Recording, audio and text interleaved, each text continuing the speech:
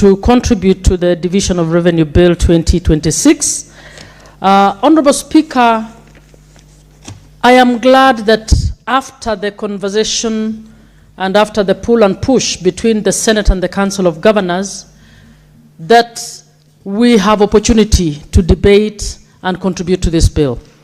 Honorable Speaker, the Senate is in that space where we must play our role as the house that would fight and for the protection of devolution by ensuring that we negotiate, put our best foot forward to negotiate for adequate funds to be given to county governments in order for devolution to actually work as it was intended. Honorable Speaker, and after fighting for devolution, Honorable Speaker, I wish Cherargei will just let people contribute. I feel disrupted. I feel I don't have your ear as the conversation is going on. This year is on your side, so don't mind. I'm just getting some direction. You are a miracle worker that you can listen to Cherargei at the same time hear what I'm saying. Honorable Speaker, when Senator Cherargei contributed, I listened. In fact, I was on the chair. I listened very, very carefully. I just want to urge that you would also have respect for the others as we contribute. Listen, I'm sure you'll have some good point to add. Honorable Speaker. Is your point of order, Senator Cherargei? Mr. Speaker, standing on the number one, and I request, Senator Muma is saying I don't respect the House or her. Yet you cannot approach the Speaker without your permission. You are the one who beckoned me to approach the... Does it show that I am showing disrespect? I thought you had called me for 1 or 2 consultations. I didn't do it in bad faith. So can the Senator, and I respect her, normal reason to her submission. So I don't know why she's taking an offense and the Speaker beckoned. Unless as a Speaker she rarely calls people to approach her. I don't know. Honorable Speaker, my point was this, and Honorable Cherargei, I would request you be humble enough to listen, that in every day we have to actually call you to lower your voice in order for people to listen. That's what I was referring to. I have no problem with you approaching the chair, but listen when the others... Muma, stop addressing Senator Cherargei. Thank you, Honorable Speaker. I just wanted to make, he wanted me to verify, and that's what I was saying, and I was just requesting very humbly that even as we listen to you, please also listen to us. Honorable Speaker, I was making the point that we were angry as the Senate by the manner in which the Council of Governors conducted themselves, and we had said we will defer the conversation on the Division of Revenue bill. And I'm glad that we've come to discuss it, because that is a constitutional responsibility that we must actually attend to.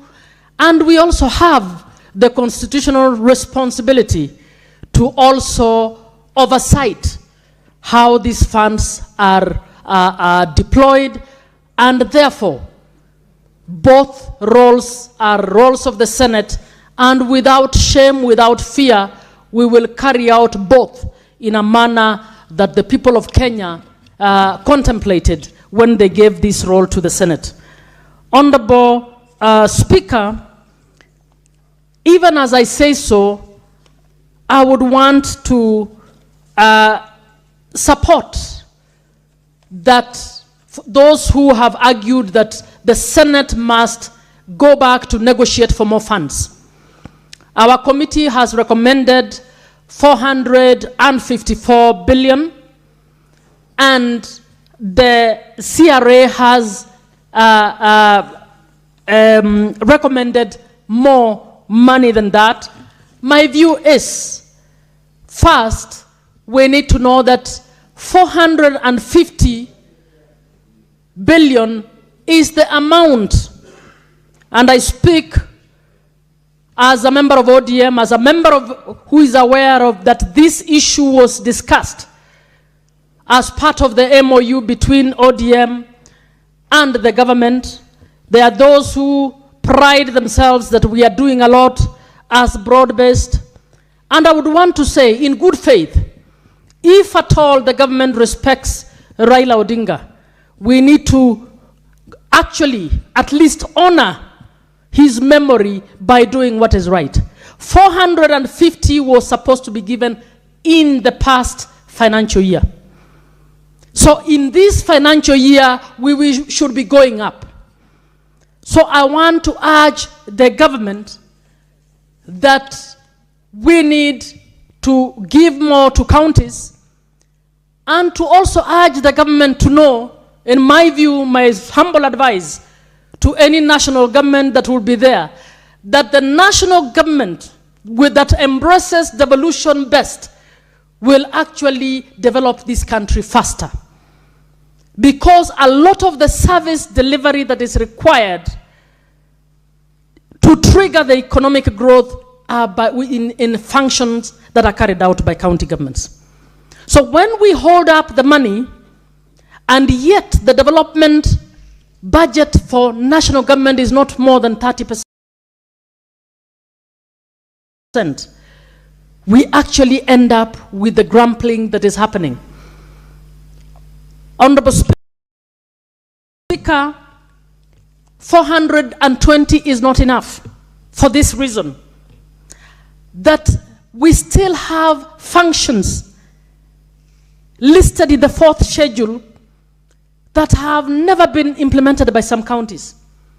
Counties are always complaining that they do not have enough money. The wage bill is still high, as you are aware. Key services like agricultural extension services have been relegated, they're not there. We have not had enough money to deploy in the health sector, for instance, to do effective preventive health. We actually are misusing CHPs who are given 2,500 to carry the burden of doing preventive health for a government that should actually not think otherwise. 2,500 is an insult. So properly speaking, we should be trying to find monies that we can deploy if we are serious about UHC, that we can deploy both in preventive health and in our public facilities. Bulk of the services carried out by government, by county governments, in order for us to be able to achieve what we are talking about. Honorable Speaker, the model of UHC in health in Kenya cannot be achieved when we are giving a drop of the amounts of money that we are giving to counties. Honorable Speaker, we have functions like the museum, the libraries, which were the national government had held on, has transferred, but the monies were not transferred. Honorable Speaker, along the line in the 4th schedule, with the mandate on ECDE and VTCs, there is the other function of care institutions. Care institutions are particularly required by the most vulnerable in this country.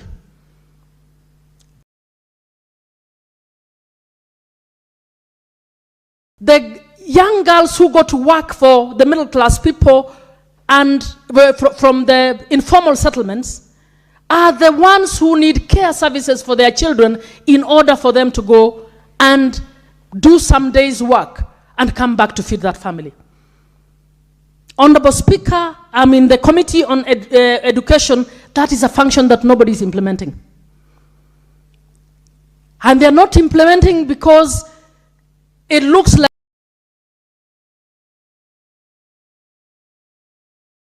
the easy one to fall off because the money is not enough. The museums would best keep our culture. I would want to find out any of you in your counties, which county is implementing that function properly. In fact, My suggestion, Honorable Speaker, and I would want you to take these suggestions further with the House, is that the Senate, in the 14th year after devolution has kicked off, should actually prepare a better indicator on the functions that should be implemented by county governments, for us to be able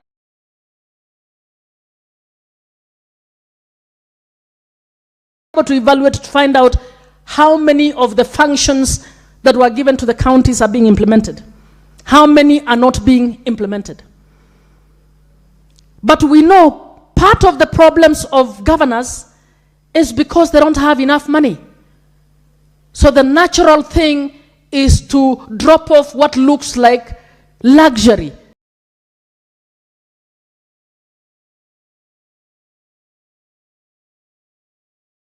But those functions are not luxury.